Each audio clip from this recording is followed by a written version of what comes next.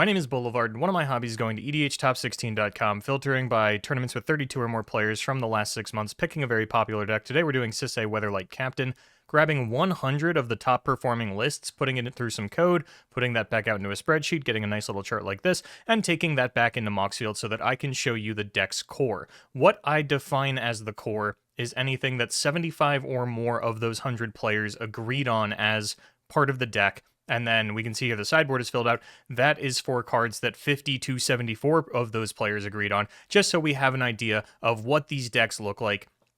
And like I said, today we're doing Sisay Weatherlight Captain because I feel like despite being an incredibly popular deck, we can see here that it is the third most popular deck in the format, by far the most popular 5-color deck with about 200 entrants above Najeela there in second place.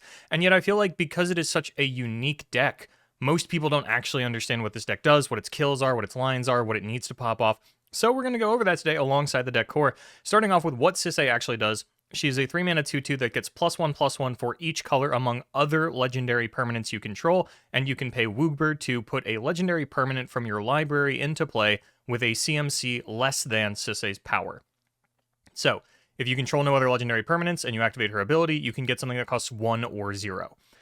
So, looking at the deck core, the Planeswalkers, I think, is what really intimidates people and why they don't bother to learn what this deck does, because no other deck is running this density of Planeswalkers. And I'm actually going to hold a pause on this. We're going to put a pause on the Planeswalkers, because when I walk through Sisay's kills after we've looked through, that's where the Planeswalkers are going to come in. And so we'll focus on what these do later on. When we look at the creatures, it's kind of what you would expect. A lot of mana dorks coming from the green aspect because you need a lot of mana. The 5-color mana dorks like Bloom Tender and Fabaro Elder. Things to make more mana. Lotho, Kinnan, Dockside. Emil is here for Dockside loops. And then Urtai and Sakashima. Nothing too crazy. I think most of these are played in other decks, or if you don't know what Sakashima is, it's just a legendary clone. So, you know, a clone that you can pull out with Sisay. Sorceries, it's just Demonic Tutor. Sometimes you'll see Finale of Devastation and Neoform, I believe are the two most other popular sorceries, but for the most part, Sisay, incredibly light on sorceries. Instance, again, just sort of normal 5-color stuff. The one thing I do want to point out about the instance, and you'll see this absent from the sideboard as well, is Sisay very rarely to almost never runs Force of Negation, because they just don't have enough of a density of blue cards. So if you are in a do-or-die situation and you're like trying to force the Sisay player to use some free interaction, just be aware of the fact that they are lower on free interaction than some of the other blue decks in the format. You might even hear them say like, oh, don't think of me as a blue deck. All that really means is that they don't play Force of Negation. Artifacts.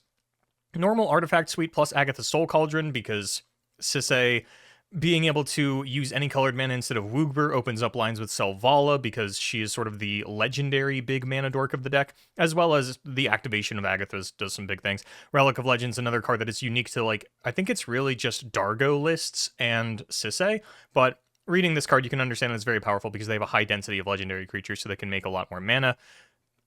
The enchantments are pretty normal. Oath of Teferi I'll get into when I get on the Planeswalkers, because this is part of the kill. And then lands, pretty typical stuff. When we look at the sideboard, again, we're just seeing some lands that people are a little bit more wishy-washy on. Ancient Tomb, because this deck is so like color heavy, because you need Woogber for the Sisay activation if you don't have Soul Cauldron in play. I guess not everyone's on board with Ancient Tomb.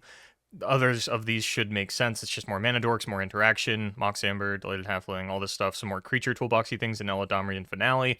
Lavinia, I don't love Lavinia. I feel like more often than not, when a Sisay player puts Lavinia on the table, it's opening up someone else to win the game, especially because the Sisay player is on less free interaction, like we talk about, never running Force of Negation. We can see Pact of Negation is not core in the deck. And so it has a lot of potential to backfire. Neoform, this is a big Dockside line. Orcish Bowmaster is just a very good card, but because it doesn't synergize with what Sisay's trying to do, not everyone's on board with it. And then, you know, Chord, Tithe, One Ring, sort of normal stuff. So, getting into the kills of Sisay. Why do people not know what this deck does? How does it do it? So, these Planeswalkers, we'll walk through them first, starting with Teferi. You know what Teferi does. I don't have to walk you through Teferi. Tyvar is a value piece. This is not an actual kill card, though it does set up some explosive turns because of its abilities. The first one being a passive, where you can activate the abilities of creatures as though they had haste. So your Bloom Tender, your Fabaro, or your Selvala can come in and immediately activate. The +1 is untap a creature. again, synergizing with Bloom Tender, Fabro, Elder, and Selvala. And the -2 is you can mill 3 cards, then return a creature with CMC 2 or less from your graveyard to the battlefield. This comes up often if Dockside is in the grave, but outside of that, you're really just looking at like turning on Selvala, untapping the Selvala, same thing with Bloom Tender and Fabro. But yeah, Tyvar is just a value piece. Aminatu, the relevant part of this is the -1, where you blink another permanent. Saheeli Rai, her +1 and -2 are both relevant, the +1 being deal 1 damage to each opponent. That's how you're actually going to win the game. And the -2 making a token copy of something, except it's an artifact. And then Nicol Bolas copies the copies the loyalty abilities of all their planeswalkers. So Nicol Bolas is effectively a second copy of Aminatu and Saheeli. And then Oath of Teferi, this is a lot of words. You can activate your planeswalker's abilities twice each turn. So the actual kill here, the bread and butter, the sort of plan A, to give you a real world example, let's say that Sisay is in play and Lotho is in play because it's just a 2-color legendary permanent. Sisay needs to be a 4/4 to get this going, and Dockside count is 5. So you cast Dockside, you get your 5 treasures, you activate it, you go get Saheeli Rai. That is going to let you make a token copy of Dockside, get you 5 more treasures, activate Sisay again, go get Aminatu. At this point, Sisay is a 6/6 because you have Aminatu and Saheeli in play, which covers every color except for green, and so now you can go get 5 drops. Use Aminatu, flicker Dockside, 5 more treasures, go get Nicol Bolas Dragon God. Nicol Bolas has the activate abilities of Aminatu and Saheeli, so you just flicker Dockside again, or make another token copy of Dockside, doesn't really matter. You get 5 more treasures. You use that to go get Oath of Teferi. You now do, it's hard to talk through, but effectively what you're going to do is, because now you have 2 activations of all of these, you are going to use Aminatu to blink Saheeli, and then Nicol Bolas to blink Aminatu, and then Aminatu to blink Nicol Bolas, and then Saheeli is going to deal 1 damage to the table and scry 1.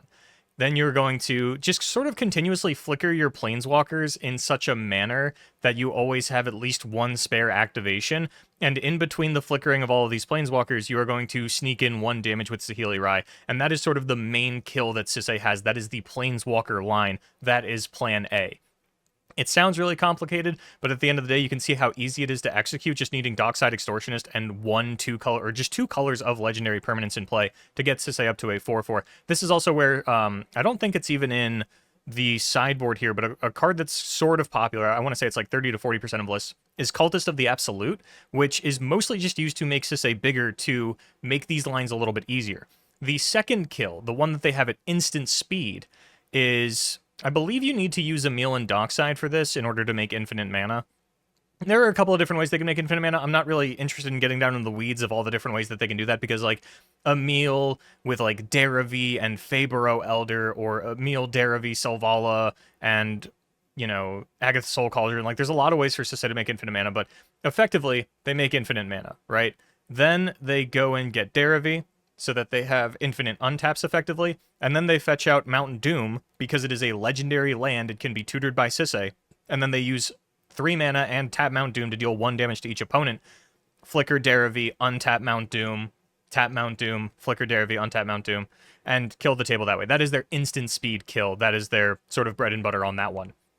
The third kill, that you're rarely ever going to see, is a similar setup to the first one, yeah, where you just make infinite mana with Emil and Dockside, right? And it has to be Emil and Dockside. You do have to make infinite mana that way for this one. And then you get out Urtai Resurrected. And all that you do is anytime another player puts a spell or ability on the stack, you flicker Urtai with Emil to counter that spell or ability.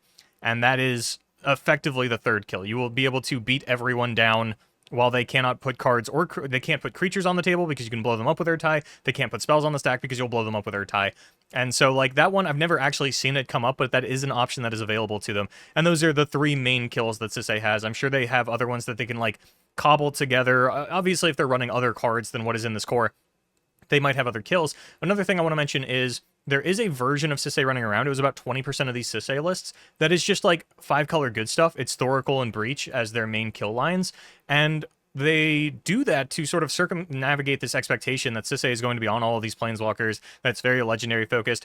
The Breach Thoracle Sisay utilizes Sisay very little. The one kill they do have with Sisay that you might even be able to get in this list if you're running Orcish Bowmaster, the only Sisay kill that the Thoracle line has is you use Emil Dockside to make infinite mana, you go and get Kinnan Bonder Prodigy, you flip through your entire deck until you hit Orcish Bowmaster, and then you flicker Orcish Bowmaster with Emil until the table is dead. Outside of that, standard Thoracle, standard Breach stuff. But that is sort of Sisay in a nutshell. I know the Planeswalkers, this whole package here makes it so intimidating, but like I said, once you understand what they do, it's really not that scary. It's a little complicated, and again, you do have to, like, they can explode out of nowhere. Like I mentioned earlier, really easy to do with just a dockside count of 5, and you're off to the races. I would love to be able to get into the weeds with you of, like, the Selvala or, like, Bloom Tender Daravi lines.